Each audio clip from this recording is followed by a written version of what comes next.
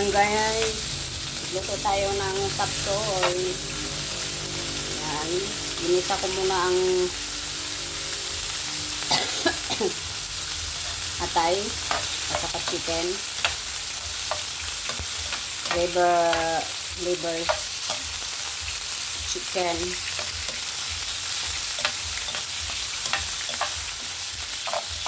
And then, lalagay muna natin yung bawang at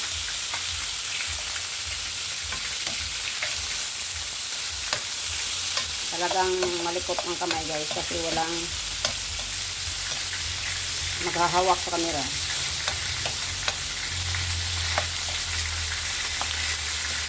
Onion and garlic.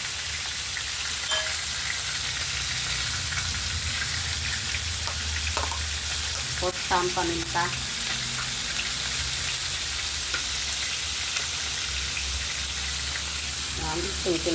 Ting.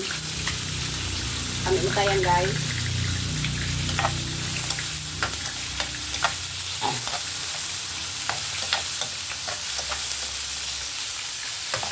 Siya na sa then ilagay natin yung gulay.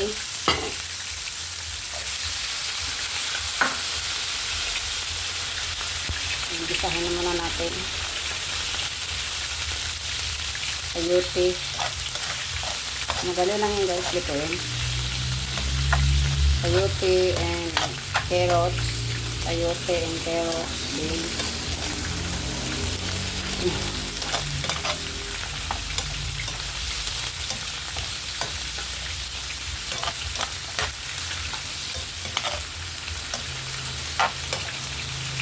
Lutuin natin.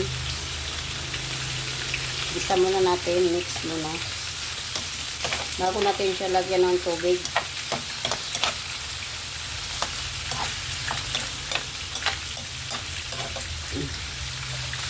Yan, update mo lang later.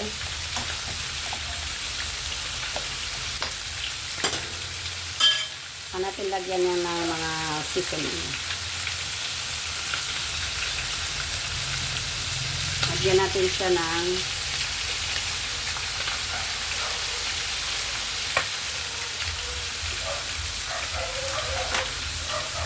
mamasita.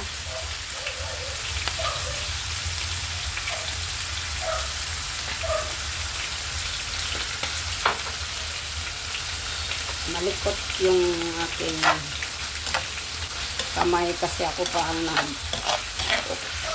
kuha ng gamit at yan, mix natin guys.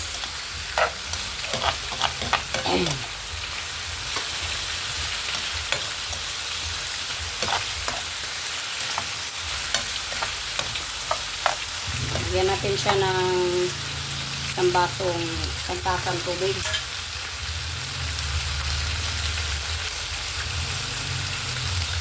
Isang tasang tubig para lumambot. Pag kumulo, ilagay na natin yung iba pang gulay.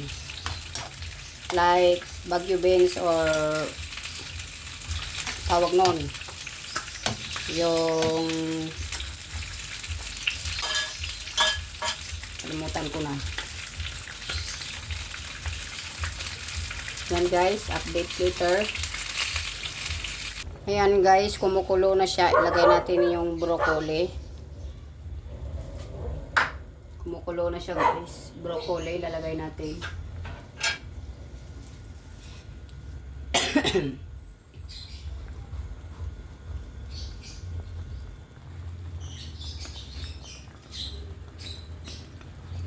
Ito yung broccoli niya guys.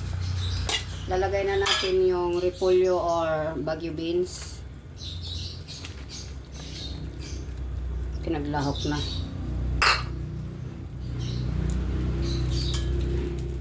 Yan guys. Ating sapsoy. Need a CM menu. Sapsoy. Yan, umawas na. Kasi maliit na kawali ang ginamit ko. Mayroon na yung kaunting asin. Nilagyan ko na yan ng mga sauce dyan. ay na maglagay kung ano, bitchin or chicken cube. Ayan guys, update na lang. Pag ito ay kumulo na, ito ay malambot na, ito ay luto na. Nalagyan na lang ng flour. Kakanawin niyo guys. Tapos, yun ay pangpalapot na flour. And guys, update later. Ayan guys, luto na siya guys. Lalagay natin yung bell pepper. Tsaka yung flour na pampalapot. Para ready to eat na guys. Ayan yung pampalapot na flour. Ayan. Maglapot na siya konti guys. Yan yung sapsoy ko na may sabaw. Gusto ng aking anak na may sabaw guys. Kunti lang nilagay kong flour. Kasi